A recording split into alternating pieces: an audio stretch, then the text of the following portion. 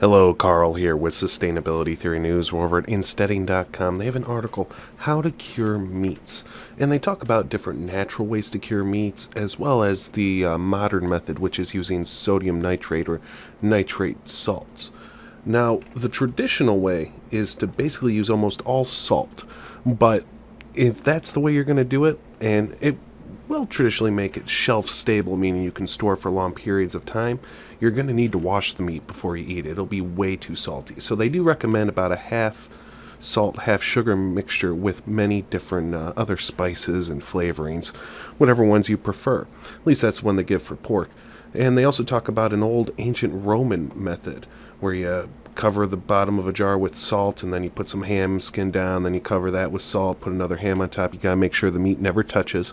Put it in there for about 5 days, then take them out and repack them, and then on the 12th day, brush off the salt, hang them in the wind, then clean them with a sponge, rub them with oil, then you hang them in smoke for 2 days. Then rub them with a mixture of vinegar and oil. As you can see, it's a very complicated process.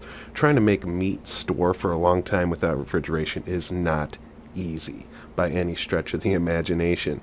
That's why most cured meats you'll see in the grocery store still need to be refrigerated. They don't have enough salt in there.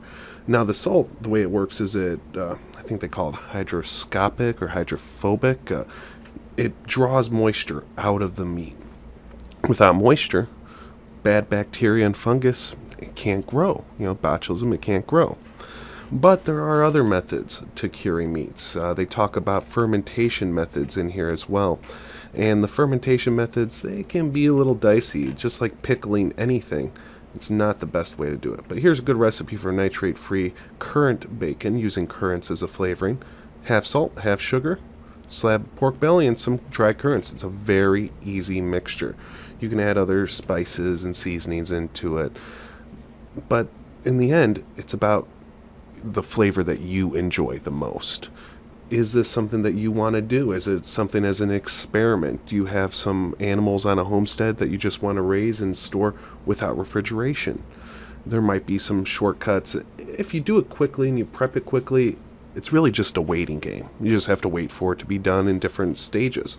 And you make sure you remind yourself to check on it, because if, let's say, you have 5 pieces of meat, one of them might spoil early. It doesn't mean the other 4 aren't still good. But you got to get that spoiled one out of there quickly before it ruins the rest of the batch. Now, I am going to link to this article in the description if you want to read more about it. Lots of information in here. And if you'd like to see more news headlines like this, subscribe to my channel. Have a great day.